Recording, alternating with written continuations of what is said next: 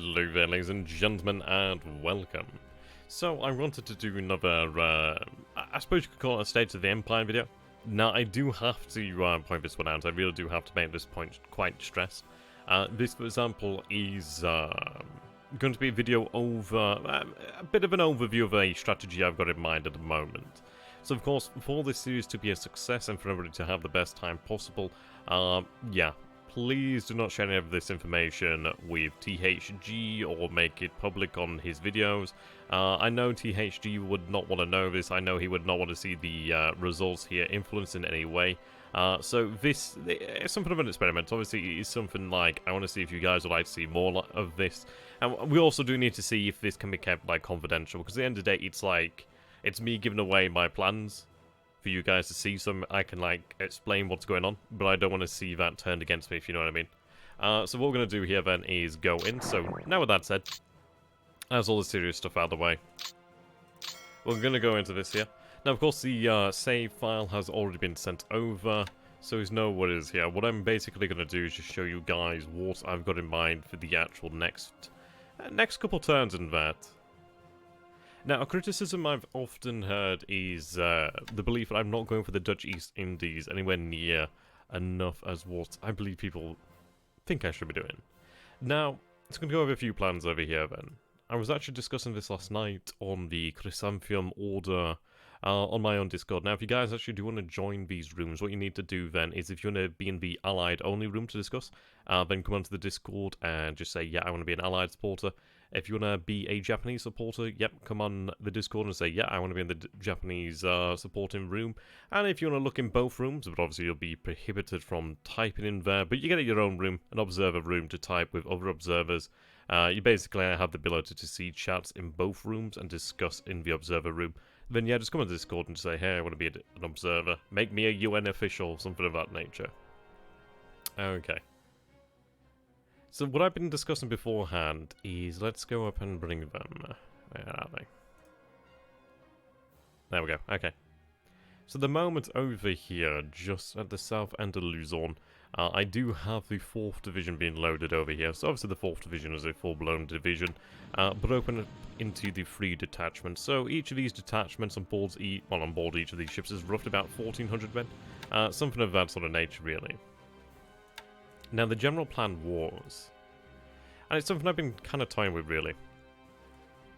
Do I have the 4th Division brought down here to break the defenses of Kigai and basically bring Mindanao under our control? But I've since decided against that. I then had a plan of using the 4th Division and basically having them hit out here at the south end of Borneo to secure the oil and refineries over here. Now, that was going to be the standard plan until really last night. It's one of these things, it's like, I'm very much open to new ideas. I very much do like to entertain new possibilities as well. And this is the thing, it's like, you take a look at your plans, you think, actually, no, we can actually do something a little bit better. So it's like, I was thinking about this plan, I'm thinking, okay, really, what is my strategic goal here? It's like, oh, yeah, sure, like, all the fuel and refineries and all that sort of jazz. It's like, yeah, that's all well and good. But the thing is, it's like, that's not going to win me the war. It's like, I can have all the fuel in the world, that's still not going to win me the war. Like, I could effectively establish autarky, but it's not going to win me the war. So, with that in mind, I then came up with a different strategy. And the beauty of this one is, I'm going to go into the actual details of it, I'm just going to go over the broad basis at the moment. So basically, I was taking a look at these bases over here on Sedibis, on the actual island here. Now, this was closer, this was a previous draft of what I'm going to be using at them in the next few turns, but I just want to show you guys. So, for example, I was taking a look, okay, right, well, we've seen submarine activity in the Mikasa Strait. We know he has aircraft over here at Balikpapan. He undoubtedly has aircraft down here. Do bear in mind that not too long ago we did see the British light carrier Hermes. Now, Hermes, I mean, she's a one-trick pony, but at the end of the day, she still has aircraft. She still has the capability to put a world of pain down onto a Japanese ship. This one we know, and it is a threat. It's a very light threat. But at the end of the day, if I treat a threat lightly, then that means I'm treating my own forces lightly. And we can't do that. So we have to recognise Hermes, we have to recognise the air power in the region as a true and tangible threat. So I thought, okay, bugger the oil, we'll send somebody else to go and deal with that. I could potentially bring down a brigade from Formosa, or I could bring down a brigade from Tokyo. We could bring Naval Guard, we could bring a number of different forces. An infantry regiment probably would be enough to take these areas. We have a lot of options to take Borneo. But the thing is, well, taking Borneo, yep, sure, that's all well and good. But the thing is, it's like, for example, all this fuel and oil. Well, all the fuel that we could potentially take there, or all the oil. How's that going to get back to Japan? It's not, is it? It's not going to get back to Japan. It's just going to be sat there.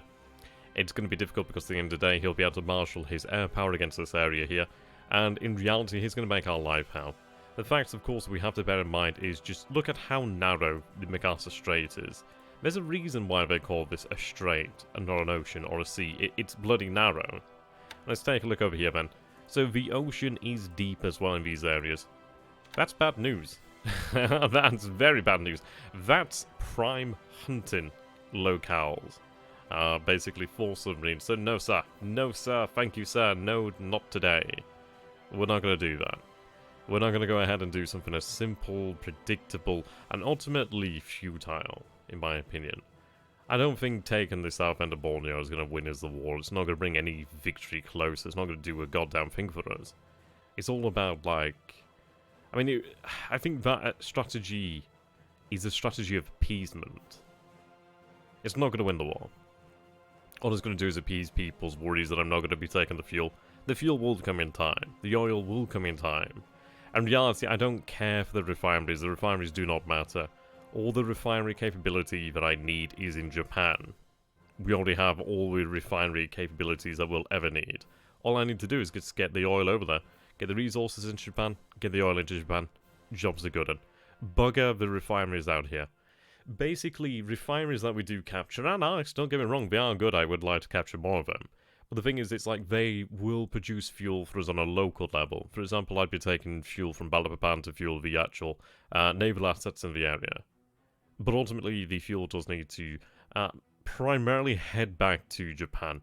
But of course, don't get me wrong, I'd still obviously use this fuel and stockpile in certain areas. Like, for example, Hong Kong has a couple 100,000 units of fuel. I need to get that moving out. I'd be better off using that dry than taking any fuel from Japan for a good while now, actually. That'd be more economic for Japan. And at the end of the day, this fuel is used by the heavy industry. So anyway, moving on. Why these 3 bases? Now, the base of Manado has a size 2 port and a size 3 airfield, okay? Kendari has a size 3 port and a size 4 airfield. Makassar has a size 3 airfield and a size 4 port. Very nice, okay. So, what was it that really turned me against the decision here to take some of these islands? I'm going to take some of these bases. 2 of the 3 bases are going to remain as targets, but there is one reason why I'm not going to take Manado. You might be thinking, okay, why is he not going to take Manado? It's close. It's just the south end of Davao. It's just really to the west of Bamal Dwab. The reason is the base over here at Ambon. So what we're going to do then is we're going to scroll on down. Now, the base at Ambon, why is this good? Why is this important? The distance is 20 hexes, okay? Now, Manado is about 16 from Bamal Dwab. Okay, yeah, fair enough. The issue is, though, if we take a look at this then, so for us to sail onwards at Manado, okay, there's a lot of bases in this area. He's going to be more than likely aware of this. So if I pull off this sort of maneuver, it very much does give away my intentions here very, very quickly. I will take this base, but it will be a rear echelon base to take. But taking Manado doesn't actually help me out with my strategic aims with this plan. With my, I suppose, operational aims of this plan. The operational aims of this plan is something that we'll touch on. I'll spell out in just a moment, but we'll touch on it shortly. Okay. The reason why I chose Ambon is partly because I know people say to me, oh, you shouldn't be playing a psychological game, you shouldn't be doing that, but I think that's so important. I really do enjoy that aspect. I think that's the aspect that I enjoy potentially the most. I mean, this is it. It's like, I do respect DHG as a opponent immensely. Doesn't mean I don't want to beat him. It doesn't mean I don't want to see him, like, go, shit. Oh, didn't see that one coming. Ooh, the Jedi got to feel that one. You know what I mean? That is what makes the game fun. This is why it's infinitely more fun and challenging to play against a human opponent than an AI.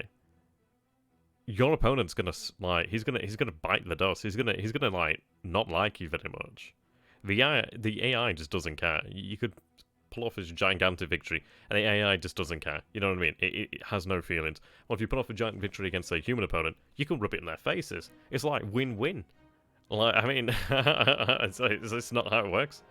That's how I think it works. But I do respect THG, so I'm not trying to like shit talk him. I just want to beat his ass. Okay, so what does that have to do with Mandu? What does that have to do with Ambon? What does that have to do with the Island of Saram? The reason why is I really want to play into his fears right now. So if I take Ambon, okay. What's close by? We have the Port of Darwin. We obviously have Port Moresby down here. We obviously do have Australia in general. So I want to move into this area here, okay. So let's say this goes all very well. Okay. I'm in the Banda Sea, right, okay. What is THG going to be thinking at this moment in time? How does this threaten his position of the Dutch East Indies? Or does it threaten his position of the Dutch East Indies? Is this not simply an extension of the Dutch New Guinea? Is it not just a simple extension potentially might push into the Coral Sea? Is this aimed against Australia? Is this aimed against his positions in the South Pacific? Is this even aimed at the Dutch East Indies at all? Now, let's go with the line of logic that this is indeed aimed at Australia. Okay. He may believe I am going to be targeting Darwin. And it's like, Darwin's a nice base and all. It's like I would like to take it in the future, but I wouldn't want to take it now. But I don't know if he will believe it or not.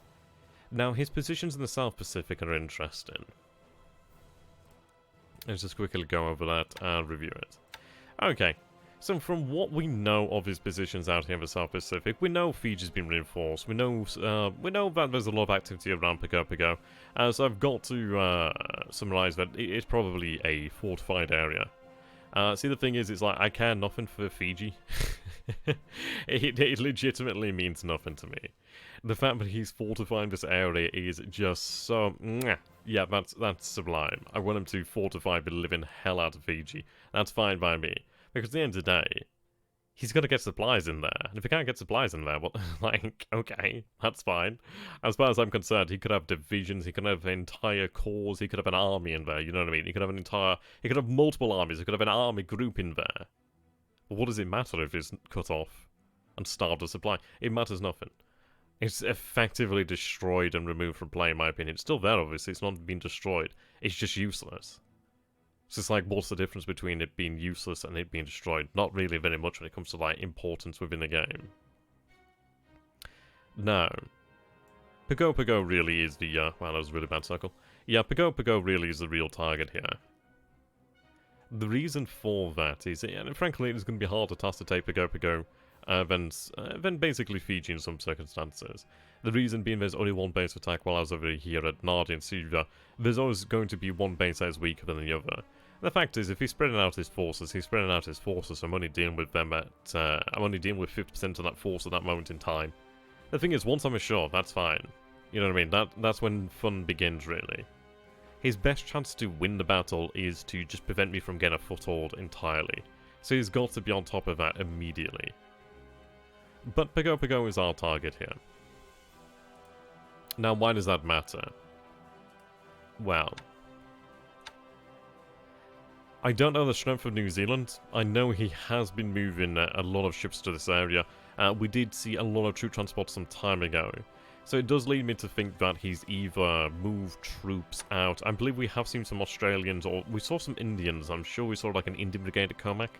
I'm not entirely sure what we have to deal with at New Maya, but I'm going to assume it's either an Australian force or a New Zealander force. So he's either taken some forces from Australia or he's taken forces from New Zealand. He's probably taken forces from both, but to be honest.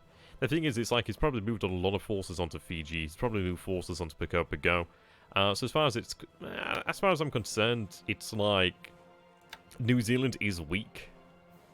Like, I mean, the thing is, it's like New Zealand is just... It could be taken if I wanted to take it. The thing is, it's like, do I want to take it? Maybe, but it's one of these things. It's like, I'm ambitious when it comes to the Japanese Empire. But the thing is, it's like New Zealand is just... It's so very far. It is so far. So, for example, Auckland to Tokyo is 125 hexes. That's a few thousand miles there. Now, Pearl Harbor to Tokyo is 90 hexes, okay. 125, 90. Okay, I know this one's midway in the Pacific, well, a little bit further than midway. But the thing is, it's something to bear in mind. Like, we are closer to Pearl Harbor well, we're basically closer to Hawaii than we are to New Zealand. And that is part of our options. I mean, Hawaii is very far away. But this is even further. It's more than a third, well, it's more than a quarter further away. My maths isn't exactly fantastic, so don't quote me on that one. But it's so very far away. Now the thing is, I don't know whether he believes I'll move on this area or not, I don't know. I will be looking to take control of Lord Howe, Norfolk and Raoul Island as we discussed in previous streams and episodes perhaps. I don't know if I discussed in the strategy videos, but these islands do need to fall. Basically, in this area, what I'm going to be doing then is securing Go, securing those 3 islands over there. I don't give a naught for Fiji. Though I am very tempted to extend my control even further by taking Tahiti. The reason for my consideration of Tahiti is the fact that it's the only airfield in the area. And effectively controlling Funafuti, Funafuti, Tarawa. I'm going to be actually turning my attention back towards Canton Island and Baker Island due to the fact that I do have control of the airfields there. A level 1 at Baker, and a level 2 at Canton, obviously very heavily damaged. But then obviously if we own Surveyors, we already do. Go. Okay, so that's 2 airfields there of Samoa Island. The only other airfields other than the ones already on Fiji are, well, really is the one down here at Tahiti. Okay. So what does this have to do with the grand strategy that I'm talking about? We're going to get there, young Padawan, we're going to get there. I think the way that we, I don't know. I think this is it. It's like the psychological game I'm thinking about at the moment is I always want to try and attack him where he doesn't expect it. I think he will realise that New Zealand is vulnerable right now. And see, the thing is, it's like, I would like to land there if it is indeed plausible, which it is. It's like, it could be done, but the thing is, it's like, if I do that, is it ultimately worthwhile? I mean, what does taking New Zealand grab me? A couple of victory points, but I could grab all those victory points by taking Fiji. And taking Fiji is going to be a more sane move. It's one that's not going to take too much to do. It'd be difficult. I can imagine it's fortified like hell, but it could be done. It was difficult to get into New Caledonia, but it has been done, and the island will fall in a matter of days. So we need to keep up the pressure here, and this has a lot to do with the strategy over here, and I really want to go over this so that you guys understand this. Everything has a context and everything matters. So as far as it goes for my strategy in the South Pacific, which obviously has a lot to do with the strategy in the Dutch East Indies, but I want to take Tahiti, and I want to take Palmyra. Obviously I do want Go. So, for my strategy to work in the South Pacific, I need to do a number of things. I need to take the 3 islands down here. I need to reinforce Baker, Canton, take Go, secure Savai, take Tahiti. And to really rub salt into the wound, I want to take Palmyra. The reason for that is I could basically have something akin to a midway situation. So for example, let's take a look at this. Right, so midway is 21 hexes from Johnston. Palmyra is 21 hexes from Johnston. Palmyra is literally the southernmost midway island, you know what I mean? It basically is the south midway island. And I need to take that, because if I can take that and establish a H6K4 base over there, I've basically got something that was within 26 hexes to the south of Pearl Harbor. Yeah, there you go. It's even closer to Pearl Harbor than Midway is. So, for example, H6K4s at maximum range would be 1 hex out from Pearl Harbor. Obviously, they're going to be operating around about...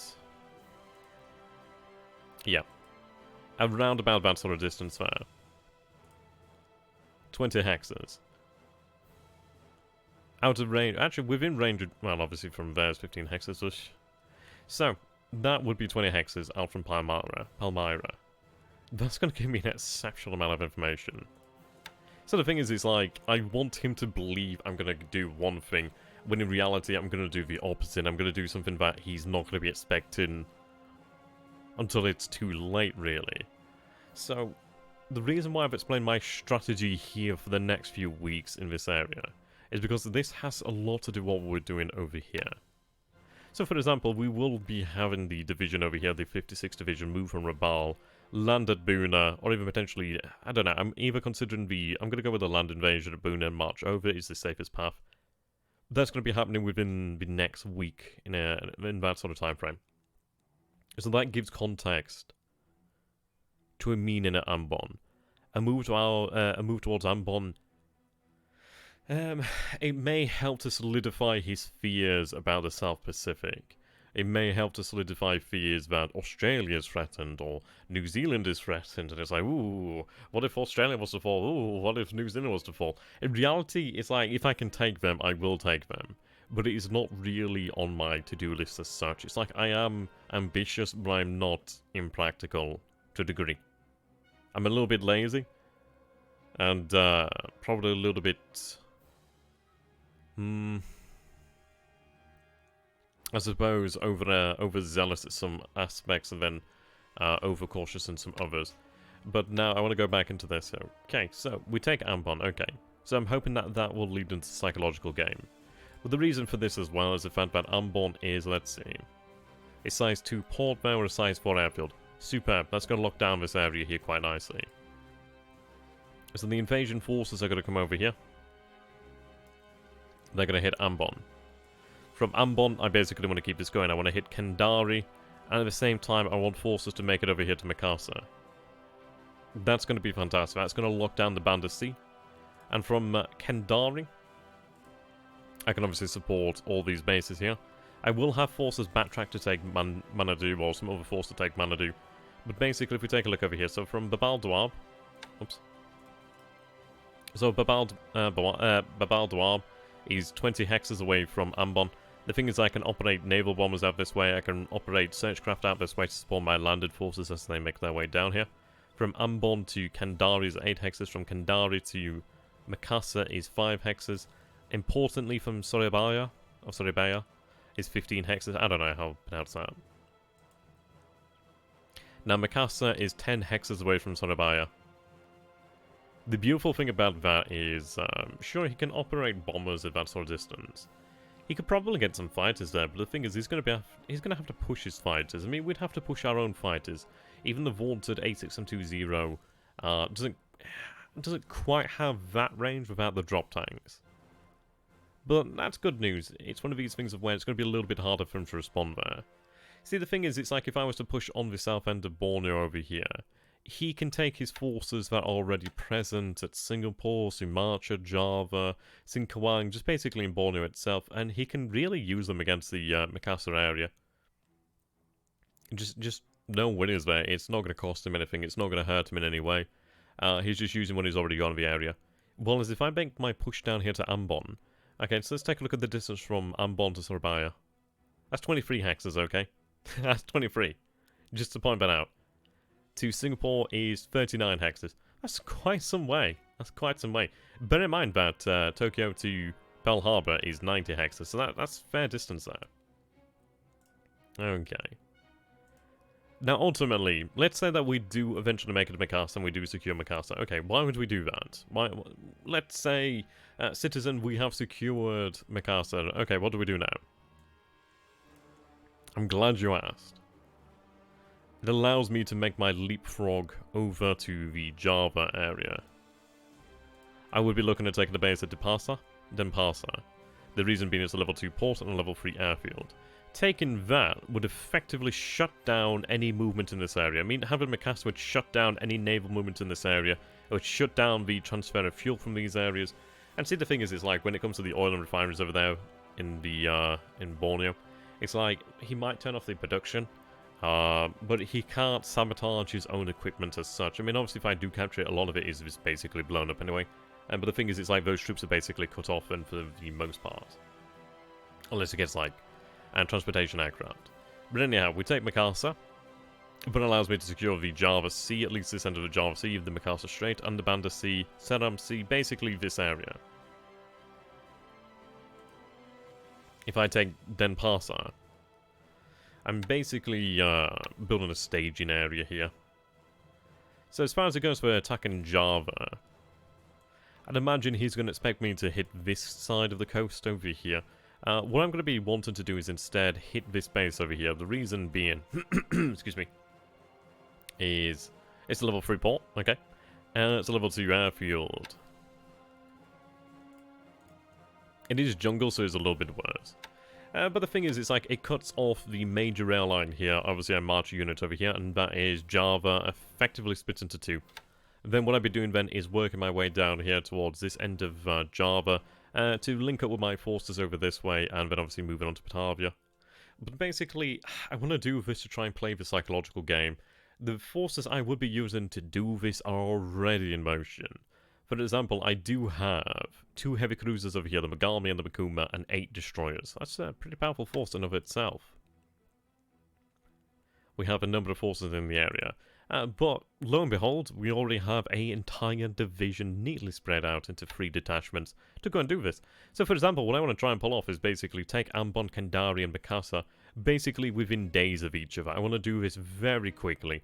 Really, I want to just blitz the area. I want to take it so quickly that it will have barely the time to react to it, or really to understand what's going on. I want to have forces moving. I want to have multiple invasion forces in this area moving, and I want him to very well believe that the possibility of either Australia or the Dutch East Indies being under threat is about equal, and I want that to divert his attention. I want him to worry. And especially as if he worries about the northern end of Australia or about this area here in general, he's taking attention away from here. He's going to worry about this differently. Is New Zealand under threat? What the hell are the Japanese doing, basically? And then in that time, I can then take out Pago, Tahiti, Palmyra. Each one of these is like a quick 1-2 punch, isn't it? Just keeping guessing, always keeping guessing, always keep him off his, basically keep him off balance. So, we're going to use the 4th Division. Like at the moment, they're setting off for Davao. Obviously going to change those orders as they come. But what am I going to do to pull all of this off? Well, I just so happen to have the mighty Mini Kudubutai. Which means I have 114 aircraft here, 106 ready. Obviously 26 float aircraft. So we do have 2 light carriers and 2 escort carriers. We have 4 battleships. We have another 1, 2, 3 heavy cruisers, 2 light cruisers, a seaplane cruiser, and a whole bunch of destroyers. That's a lot of firepower. That's a lot of aircraft. I can actually control the Banda Sea, and that's a whole lot of firepower. What is he going to have to throw against me here? He's not going to have too much. His aircraft are going to be principally concerned with this area over here. I think he's going to be expecting me to make my big push at Singapore, and the push at Singapore is going to come, don't get me wrong. But what I want to do here is I want to throw the balance off from the northern part, well, basically from Malaya and the North Dutch East Indies, and I want to throw the balance off, and I want to bring the actual real battle down here. As far as I am concerned, the Battle of Singapore it's something I don't have to be too concerned about. We've got plenty of time to actually go ahead and beat the historical date. That's fine by me. But this over here, we might be able to achieve something here, where basically his forces are tied up trying to protect Singapore, and then we come in here and secure Java, and we take Java and Sumatra from the south.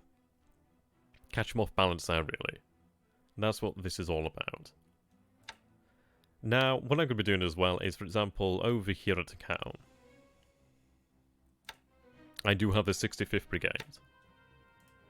I originally intended to have a division of brigade in this area, but I'm only going to use the 4th Division. Maybe another brigade in the future. But for the time being, I'm going to have the 48th Division over here. Yeah, there we go, the 48th Division that is being loaded up at the moment. That's going to be headed out from Pescadores along with their air flotilla headquarters. What I'm going to do then is actually take the 65th Brigade. They're both going to be headed down to the South Pacific. What I'm going to do with them is basically I'm going to have a division delivered to Pago, maybe even a division of brigade, but definitely a division at the very least at Pago, depending on the actual defenses there. They'll crack that island like a nut. We'll take that. I am somewhat tempted to be bold and take Johnson, but the things with Johnson, there's a lot of warships around it, and it's very, very close to Pearl Harbor. But it might be able to be done. It'd be one of those things of where it really would catch them off guard, I'd imagine. Potentially we could secure some prizes, but I would be interested in taking the Line Islands, especially Palmyra. Christmas Island just to take the port and the airfield there, but definitely take these. But indeed. So in theory, in the South Pacific, I'd have almost 3 divisions to work with. So what I believe, then, if we take these islands over here, we take these islands over here, begin our push over here at Java, I'm using the minimal amount of force in the Dutch East Indies to achieve the maximum amount of tactical, operational flexibility and success, which allows me then, because I've taken troops from this area, and that has slowed me in this area, but then it allows me to gain the speed back over here, push the pressure on. But then it also does allow me nearly 3 divisions. I mean, we've obviously got more than that. We have got additional forces over here in New Caledonia. But that allows me then to consider, well, okay, we've got this. Maybe we do go look at New Zealand. Maybe we do take a look at Australia. The reason why I want these islands, all the way down here, is because effectively that is going to cut Fiji off. It's going to cut New Zealand off. It's going to cut Australia off from this side. And to be honest, I want to draw him into the island. I want to draw him in here. Because I'm not going to use the carriers as our decisive weapon as such. The Kiribatai isn't going to be doing the mainstay of the fighting. The mainstay of the fighting is going to be done by land-based aircraft. So, a bit random, isn't it? It's like I thought I'd just put a bit more content out today. I hope you guys have enjoyed this, but obviously do remember what I said at the start, and if you guys do want to go ahead and support more of this content and see more of this, do let me know down in the comments. Like, subscribe if you're not already subscribed, that's really handy if you do. Press the bell icon so you guys know when I put something out there. And most importantly, if you want to see this, if you want to see more of my content, then please do consider becoming one of my patrons. It is really great. It does allow me to actually dedicate the time that this does take towards doing more of this. So yes, please do consider becoming a patron. There are also prints available, which are really awesome. You could get your hands on the mighty print over there. I mean, doesn't that look fantastic? Because I think it looks fantastic. But until next time, thank you for watching, and Tenno Haika Banzai. Until next time, guys. Thank you and good night.